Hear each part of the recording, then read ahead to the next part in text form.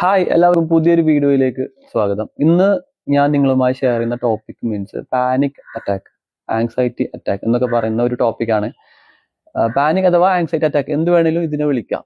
Okay, ഈ ഒരു topic select ചെയ്യാൻ കാരണം മീൻസ് എൻ്റെ ലൈഫിൽ ഞാൻ അനുഭവിച്ച ഒരു പ്രശ്നമാണിത്. ഇതിന്റെ തീവ്രമായ ഒരു ലെവലിലേക്ക് വരെ ഞാൻ പോയിട്ടുണ്ടായിരുന്നു. അതുകൊണ്ട് തന്നെ എനിക്കിത് കുറച്ചുകൂടി ഡീറ്റെയിൽ ആയിട്ട് എനിക്ക് ഇതിന്റെ കാര്യങ്ങൾ പറയാൻ പറ്റും. അതുകൊണ്ടാണ് ഞാൻ ഈ ഒരു വീഡിയോ ചെയ്യാൻ തന്നെ കാരണം. പല ആളുകളും ഇതനുഭവിച്ച് വളരെ ബുദ്ധിമുട്ടുന്ന അല്ലെങ്കിൽ വളരെ ബുദ്ധിമുട്ടിക്കൊണ്ടിരിക്കുന്ന ഒരു അവസ്ഥയിലായിരിക്കും പലരും പോകുന്നത്. അപ്പൊ അവർക്ക് ആർക്കെങ്കിലും ഇതൊരു ചെറിയൊരു യൂസ്ഫുൾ ആയിട്ടുള്ള ഒരു വീഡിയോ അല്ലെങ്കിൽ അവർക്ക് ആർക്കെങ്കിലും എന്തെങ്കിലും ടിപ്സ് ഇതിലൂടെ കിട്ടും എന്നുള്ള ഒരു പ്രതീക്ഷയിലാണ് ഞാൻ ഒരു വീഡിയോ ചെയ്യുന്നത്. ഓക്കെ, അപ്പൊ നമ്മൾ മുമ്പ് പറഞ്ഞ പോലെ തന്നെ പാനിക് അറ്റാക്ക് എന്ന് പറഞ്ഞു കഴിഞ്ഞാൽ ഒരു മാനസികാരോഗ്യ പ്രശ്നമാണ്. പലർക്കും പല രീതിയിലായിരിക്കും ഇത് എഫക്ട് ചെയ്യുന്നത്. ഓക്കെ, ഞാൻ ആദ്യമായിട്ട് ഇത് വരുന്നത് വെച്ചാൽ ദുബായിൽ ഉണ്ടായ സമയത്താണ്. ദുബായിൽ ഞാൻ ഒരു ജോബിന് കയറി, ദുബായിൽ ഞാൻ ഒരു ജോലിക്ക് കയറി ഒരു 2-3 വീക്സ് ആകുമ്പോൾ എനിക്ക് ഈ ഒരു കാര്യം വന്നിട്ടുണ്ടായിരുന്നു. ഈ ഒരു പാനിക് അഥവാ ആങ്സൈറ്റി അറ്റാക്ക് എന്ന് പറഞ്ഞിട്ടുള്ള ഒരു പ്രശ്നം വന്നു. എനിക്ക് സംഭവം അറിയില്ല, ഞാൻ വിചാരിച്ചു എനിക്ക് എന്തോ ശാരീരികമായിട്ടുള്ള പ്രശ്നമാണ്.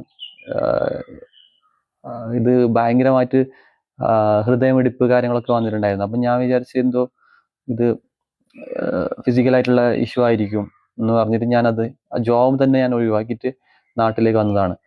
ഞാൻ നോർമലി പറയുകയാണെന്നുണ്ടെങ്കിൽ ഒരു ദിവസം ഞാൻ ട്രെയിനിൽ ഇങ്ങനെ മെട്രോയിൽ ഇങ്ങനെ പോകുന്ന സമയത്ത് രാവിലെ എനിക്ക് ഭയങ്കരമായിട്ടുള്ള ശ്വാസം മുട്ടൽ മീൻസ് എനിക്ക് പോകാൻ പറ്റുന്നില്ല. ഒരു 5-8 സ്റ്റേഷൻ കഴിഞ്ഞിട്ടാണ് ഞാൻ ഓഫീസിലേക്ക് എത്തുന്നത്. ഓക്കെ, അപ്പം മെട്രോയിൽ എനിക്ക് കയറുമ്പോൾ തന്നെ എനിക്ക് ശ്വാസം മുട്ടൽ. ഓരോ സ്റ്റേഷൻ അങ്ങോട്ട് പോകുമ്പോൾ തന്നെ നമുക്ക് ഇത് ഒരു ഇങ്ങനെ കൂടിക്കൊണ്ടിരിക്കും. ശ്വാസം മുട്ടൽ കൂടി നമുക്ക് ചിലപ്പം ബോധം കെട്ട് താഴെ വീണു പോയില്ല എന്നുള്ള ഒരു തോന്നലൊക്കെ ഉണ്ടാവും. മരിച്ചു പോകുന്ന ഉള്ള തോന്നലൊക്കെ ആ ടൈമിൽ വന്നിട്ടുണ്ടായിരുന്നു. അങ്ങനെ എനിക്ക് തീരെ ഇത് അങ്ങോട്ടേക്ക് ആക്സെപ്റ്റ് ചെയ്യാൻ പറ്റുന്നില്ല. ഇത് തീരെ എനിക്ക് അത് റിക്കവർ ചെയ്യാൻ പറ്റാത്ത ഒരു സ്റ്റേജിലാണ് ഞാൻ അന്ന് അവിടെ ഉണ്ടായത്. ആ ഒരു ടൈമിലാണ് ഞാൻ ജോലി ഒഴിവാക്കി വന്നത് നാട്ടിലേക്ക്. നാട്ടിൽ വന്നിട്ട് ഞാൻ ഒരു ഡോക്ടറെ കാണിച്ച്, ഒരു സൈക്കോളജിസ്റ്റിനെ കൺസൾട്ട് ചെയ്ത്. അപ്പം ഡോക്ടറാണ് പറയുന്നത് ഇതാണ് ഇഷ്യൂ, അല്ലാതെ എനിക്ക് വേറെ പ്രശ്നങ്ങൾ കാര്യങ്ങളൊന്നുമില്ല, ശാരീരികമായിട്ടുള്ള പ്രശ്നങ്ങളൊന്നുമില്ല, മാനസികമായിട്ടുള്ള കുറച്ച് ഓവർ തിങ്കിങ്ങും അതിനെ ബേസ് ചെയ്തിട്ടുള്ള കുറച്ച് ഫിയറും കൂടിയെല്ലാം വന്നപ്പാട് ഇത് എക്സ്ട്രീമായിട്ട് വന്നപ്പാട് ഇതൊരു പാനിക് എന്നുള്ള സ്റ്റേജിലേക്ക് വന്നതാണ്. അപ്പൊ അതിന്റെ ഭാഗമായിട്ടാണ് ഈ കാര്യങ്ങളൊക്കെ ഉണ്ടായെന്നൊക്കെ പറയുമ്പോൾ ഞാൻ കംപ്ലീറ്റ്ലി റിലാക്സ് ആയി. പിന്നെ അതെനിക്ക് പെട്ടെന്ന് സാധനം എനിക്കത് അങ്ങോട്ട് റിക്കവർ ചെയ്തെടുക്കാൻ പറ്റിയില്ല. മെല്ലെ മെല്ലെയാണ് ഇത് റിക്കവർ ചെയ്തെടുത്തത്. പൊതുവെ ഇത് അനുഭവിച്ച ആളുകൾക്ക് അറിയാം ഇത് എത്രത്തോളം എക്സ്ട്രീം ലെവലിൽ എത്തും എന്നുള്ളത് അനുഭവിച്ച ആളുകൾക്ക് അറിയാം. അത് മാത്രമല്ല ഇതിന്റെ ബുദ്ധിമുട്ട് കാര്യങ്ങളൊക്കെ അത് പറഞ്ഞു കഴിഞ്ഞാൽ അത് നമുക്ക് ഒരിക്കലും അത് മനസ്സിലാക്കാൻ പറ്റില്ല. ജസ്റ്റ് ഒന്ന് കേട്ട് കഴിഞ്ഞാൽ മാത്രം മനസ്സിലാക്കാൻ പറ്റില്ല. അത്രത്തോളം ബുദ്ധിമുട്ടുണ്ടായ കാര്യമാണ്. പക്ഷെ ഇത് ഞാൻ ഓപ്പൺ ആയിട്ട് പറഞ്ഞു കഴിഞ്ഞാൽ എൻ്റെ ഒരു അഭിപ്രായത്തിൽ ഇതെല്ലാവർക്കും വരണം എന്നുള്ളതാണ്. എൻ്റെ ഒരു അഭിപ്രായത്തിൽ പറഞ്ഞു കഴിഞ്ഞാൽ ഇതെല്ലാവരും അനുഭവിക്കണം. എല്ലാ ടൈപ്പിലുള്ള ആളുകളും ഇതിന്റെ ഒരു ഗൗരവം മനസ്സിലാക്കണം. അതിനായി ഈ ഒരു കാര്യം അനുഭവിച്ചറിഞ്ഞാൽ മാത്രമേ നമുക്ക് ഒരു മനുഷ്യന്റെ അവസ്ഥ അല്ലെങ്കിൽ ഇങ്ങനെയും ഒരു അവസ്ഥയിലൂടെ നമുക്ക് കടന്നു പോകാനുണ്ട് എന്നുള്ള അതൊക്കെ നമുക്ക് ഇത് അനുഭവിച്ച ആളുകൾക്ക് മാത്രമേ അറിയാൻ പറ്റുള്ളൂ. അതുകൊണ്ട് എല്ലാവരും ഇത് അനുഭവിക്കണം എന്നുള്ളതാണ് എൻ്റെ ഒരു അഭിപ്രായം. അത് മാത്രമല്ല, ഇത് ഒരു പ്രാവശ്യം അനുഭവിച്ചിട്ട് നമ്മളെ മാനസിക ലെവലിൽ നമ്മൾ ഒന്നുകൂടി എങ്ങനെ എന്തെങ്കിലും ഇഷ്യൂ വന്നു കഴിഞ്ഞാൽ എങ്ങനെ അത് റിക്കവർ ചെയ്തെടുക്കാന്നൊക്കെ നമുക്ക് ഓട്ടോമാറ്റിക്കലി നമ്മൾ പഠിച്ചു കഴിഞ്ഞാൽ പിന്നീട് ഫ്യൂച്ചറിൽ ചിലപ്പോൾ നമുക്ക് എന്തെങ്കിലും പ്രശ്നം വരുമ്പോൾ അതിനെ നമുക്ക് വളരെ ഈസി ആയിട്ട് അതിനെ നമുക്ക് ഹാൻഡിൽ ചെയ്യാൻ പറ്റും. അപ്പൊ ഇത് ശരിക്കും എന്ന് പറഞ്ഞു കഴിഞ്ഞാൽ വന്നിട്ടുണ്ടെങ്കിൽ അത് നല്ല സംഭവമാണ്. അതിനെ പോസിറ്റീവായിട്ട് എടുക്കാം. എനിക്കിപ്പോ അങ്ങനെ തോന്നുന്നു ആ ഒരു ടൈപ്പിലുള്ള മെന്റൽ ഹെൽത്ത് എനിക്ക് സെറ്റാക്കി എടുക്കാൻ പറ്റി, ഇല്ലെങ്കിൽ ആ ഒരു ടൈപ്പിലുള്ള മൈൻഡ് സെറ്റ് ക്രിയേറ്റ് ചെയ്ത് എടുക്കാൻ പറ്റി. അപ്പൊ അത് നല്ലൊരു സംഭവമായിട്ടാണ് എനിക്ക് തോന്നുന്നത്. എനിവേ, അപ്പൊ എനിക്കിത് ഫസ്റ്റ് ടൈമിൽ വന്നത് വെച്ചാൽ ഞാൻ ദുബായിൽ ഒരു കമ്പനിയിൽ ഉണ്ടാകുമ്പോഴാണ് വന്നത്. ഞാൻ ഓൾറെഡി പറഞ്ഞല്ലോ, ചിലർക്ക് ചിലപ്പോൾ വേറെ എന്തെങ്കിലും ഇഷ്യൂ കൊണ്ടായിരിക്കും ഈ ഒരു സംഭവം വരുന്നത്. മേ ബി ചിലപ്പോൾ നമുക്ക് നമ്മുടെ മനസ്സിന് നമുക്ക് ഉൾക്കൊള്ളാൻ പറ്റാത്ത ചിലപ്പോൾ എന്തെങ്കിലും ഇഷ്യൂസ് വരുമ്പോഴായിരിക്കും പൊതുവെ ചിലർക്ക് ഇത് വരുന്നത്. മേ ബി ആരെങ്കിലും പെട്ടെന്ന് മരിക്കുമ്പോഴോ അല്ലെങ്കിൽ എന്തെങ്കിലും ക്രിട്ടിക്കൽ സിറ്റുവേഷൻ വരുമ്പോഴായിരിക്കും ഈ ഒരു സംഭവം വരുന്നത്. അപ്പം പലർക്കും പല രീതിയിലായിരിക്കും ഇതിനെ റിക്കവർ ചെയ്തെടുക്കാൻ പറ്റുന്നത്. ഓക്കെ, ചിലപ്പോൾ ഞാൻ പറഞ്ഞ കാര്യങ്ങളൊക്കെ ചിലപ്പോൾ നിങ്ങൾക്ക് അവിടെ വർക്കൗട്ട് ആയിന്ന് വരില്ല. മേ ബി നിങ്ങൾ വേറെ എന്തെങ്കിലും കാര്യങ്ങൾ, വേറെ എന്തെങ്കിലും ഐഡിയാസ് വെച്ചിട്ട് നിങ്ങൾ ഇതിനെ റിക്കവർ ചെയ്തെടുക്കണം. എനിവേ, ഫസ്റ്റ് ഓഫ് ഓൾ ഇതിന്റെ റിക്കവറിങ് സ്റ്റേജ് മീൻസ് യഥാർത്ഥത്തിൽ ഇതിന്റെ റിക്കവറി കാര്യങ്ങളൊക്കെ നമ്മൾ തന്നെ വിചാരിച്ചിട്ട്, നമുക്ക് വേണമെന്ന് വിചാരിച്ചിട്ട് നമ്മളെ മൈൻഡ് സെറ്റ് ക്രിയേറ്റ്, പുതിയൊരു മൈൻഡ് സെറ്റ് ക്രിയേറ്റ് ചെയ്താൽ മാത്രമേ നമുക്ക് അതിനെ റിക്കവർ ചെയ്തെടുക്കാൻ പറ്റൂ. അതിന്റെ കാര്യങ്ങൾ നമുക്ക് പറയാം. അപ്പൊ നാട്ടിൽ വന്നിട്ട് ഞാൻ ഒരു സൈക്കോളജിസ്റ്റിനെ കാണിച്ചിട്ട് പുള്ളി ഇങ്ങനെ പറഞ്ഞ്, അപ്പം ഞാൻ കുറച്ചുകൂടി റിലാക്സ് ആയി. പിന്നെ സ്റ്റെപ്പ് ബൈ സ്റ്റെപ്പ് ആയിട്ട് ഞാൻ അതിനെ റിക്കവർ ചെയ്തെടുക്കും. എനിക്കാണെന്നുണ്ടെങ്കിൽ ആ ഒരു ടൈമിൽ എപ്പോഴും ഞാൻ വെള്ളത്തിന്റെ ബോട്ടിൽ എടുത്തിട്ടായിരിക്കും എല്ലായിടത്തേക്കും ഞാൻ പോയത്. കാരണം എപ്പോഴും തൊണ്ട ഡ്രൈ ആവും. തൊണ്ട ഡ്രൈ ആവുമ്പോൾ നമുക്ക് വെള്ളം കുടിക്കാൻ തോന്നും. വെള്ളം കിട്ടിയില്ലെങ്കിൽ ചിലപ്പോൾ മരിക്കും, അല്ലെങ്കിൽ എന്തെങ്കിലും പറ്റുമെന്ന് വിചാരിച്ചിട്ടാണ് ഈ വെള്ളം കരുതി കൊണ്ടുവന്നത്. അപ്പോൾ ആ ഒരു ടൈമിൽ വെള്ളമില്ലാണ്ട് എവിടെയും പോകുന്നതിനെ കുറിച്ചിട്ട് ഞാൻ ആലോചിക്കാൻ പോലും പറ്റിയിട്ടുണ്ടായിരുന്നില്ല. പിന്നെ പല പ്രാവശ്യം ഞാൻ വണ്ടി പോകുമ്പോൾ പല പ്രാവശ്യം എനിക്ക് വണ്ടിയിൽ നിന്ന് ഇറങ്ങി ഓടാൻ വരെ തോന്നിയിട്ടുണ്ടായിരുന്നു. അങ്ങനെ ഒരു തരത്ത് പറഞ്ഞു കഴിഞ്ഞാൽ നിൽക്കാനും ഇരിക്കാനും പറ്റാത്ത ഒരവസ്ഥ, അങ്ങനത്തെ ഒരു മൈൻഡ് സെറ്റ് ആയിരുന്നു ആ ഒരു ടൈമിൽ ഉണ്ടായത്. എന്തെന്ന് ആരോടും പറയാൻ പറ്റുന്നില്ല, നമുക്ക് എന്താ അനുഭവിക്കുന്നുള്ളത്. ഒരു ടെൻഷൻ എന്ന് പറഞ്ഞാൽ പറ്റില്ല, ഒരു ഡിപ്രഷന്റെ ഒരു എക്സ്ട്രീം ലെവലാണ് ഈ ഒരു പാനിക് എന്ന് പറഞ്ഞു കഴിഞ്ഞാൽ. വീഡിയോ കുറച്ചുകൂടി ലെങ്തി ആയിരിക്കും. അപ്പം ഇത് അനുഭവിക്കുന്ന ആളുകൾക്ക്, അല്ലെങ്കിൽ ഇങ്ങനത്തെ ഒരു വീഡിയോ നോക്കുന്ന ആളുകൾക്ക് ഈ ഒരു ലെങ്തി വീഡിയോ അവർക്ക് ഒരു പ്രശ്നം ഉണ്ടാവില്ല, അവർ ഫുള്ളായിട്ട് കാണും. അല്ലാത്ത ഒരാളാണെങ്കിൽ ഇത് സ്കിപ്പ് അടിച്ചു പോകുന്നുള്ളത് ഷുവറാണ്. ഇങ്ങനത്തെ ഒരു പ്രശ്നത്തിലുള്ള ഒരാൾ എന്തായാലും ഈ ഒരു വീഡിയോ അല്ലെങ്കിൽ ഇങ്ങനത്തെ ബേസ് ചെയ്തിട്ടുള്ള വീഡിയോ ഫുള്ളായി കാണുന്നുള്ളത് ഷുവറാണ്. കാരണം അവർക്ക് എന്തേലും കിട്ടിയ അവർക്ക് അത്രയും ബെറ്റർ എന്നുള്ള ലെവലാണ്. ഞാൻ ആ ഒരു ടൈമിലൊക്കെ പല വീഡിയോസ്, നമ്മളെ ഡോക്ടർ OH റഹ്മാൻ എന്ന് പറഞ്ഞിട്ടുള്ള ഒരാളുടെ വീഡിയോ ഞാൻ സ്ഥിരമായിട്ട് കാണുന്നുണ്ടായിരുന്നു. പുള്ളിയുടെ വീഡിയോ ആണെങ്കിൽ നല്ല ഇൻസ്പയറിങ് വീഡിയോ തന്നെയായിരുന്നു. ആ ടൈമിൽ എനിക്ക് പുള്ളിയുടെ വീഡിയോ വളരെയധികം ഹെൽപ്ഫുൾ ആയിട്ടുണ്ട്. പുള്ളിയുടെ ഓവർ തിങ്കിങ്ങിനെ ബേസ് ചെയ്തിട്ടുള്ള വീഡിയോ ആണ്. ഓവർ തിങ്കിങ് ആണ് ഇതിന് മെയിൻ ആയിട്ട് വരുന്നത്. ചില ആൾക്കാരുടെ മൈൻഡ് സെറ്റ് ആണ്, പ്രത്യേകിച്ച് എൻ്റെ മൈൻഡ് സെറ്റ് ഒക്കെ ആണെങ്കിൽ അങ്ങനെ തന്നെയാണ്. മീൻസ് ഞാൻ ഓവർ തിങ്ക് ചെയ്യുന്ന ഒരാളാണ്. ചെറിയ എന്തെങ്കിലും ഒരു കാര്യം കിട്ടിക്കഴിഞ്ഞാൽ ഓവർ തിങ്ക് ചെയ്യും, പിന്നെ അതിനെ കുറിച്ചിട്ട് വെറി ചെയ്യും.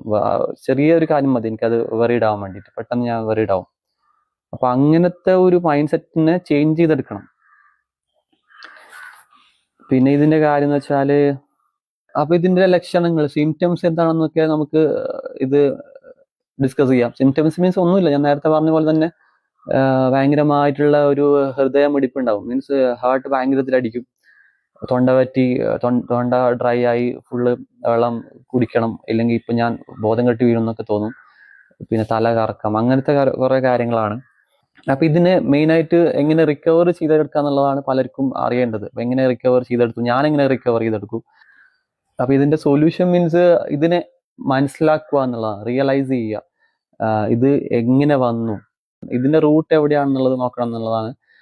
അപ്പൊ അതിനെ വെച്ചിട്ടായിരിക്കണം ഇത് നമ്മൾ ഇതിനെ സോൾവ് ചെയ്തെടുക്കേണ്ടത്. മേ ബി ഇപ്പൊ ഒരാൾ കരിയറിനെ ബേസ് ചെയ്തിട്ട് എന്തെങ്കിലും ടെൻഷൻ അടിച്ചിട്ട് അങ്ങനെ എക്സ്ട്രീം ലെവലിൽ തിങ്ക് ചെയ്തിട്ട് പാനിക് ആയതാണെന്നുണ്ടെങ്കിൽ ആ കരിയർ നമ്മൾ മെച്ചപ്പെടുത്തി അതിൽ ഗ്രോത്ത് ഉണ്ടാക്കിയെടുക്കണം. എന്നിട്ട് നമ്മളെ മനസ്സിലേക്ക് കൊണ്ട് അത് വിശ്വസിപ്പിച്ചെടുക്കണം. മീൻസ് നമ്മൾ ഗ്രോത്തിങ് സ്റ്റേജിലാണുള്ളത്, നമ്മൾ അതിന്റെ സൊല്യൂഷൻ കണ്ടെത്തിക്കൊണ്ടിരിക്കുകയാണ്. അപ്പം അങ്ങനെ മെല്ലെ മെല്ലെ നമ്മൾ തന്നെ മനസ്സിനെ നമ്മൾ റിലാക്സ് ചെയ്യാൻ വേണ്ടി പഠിപ്പിക്കണം.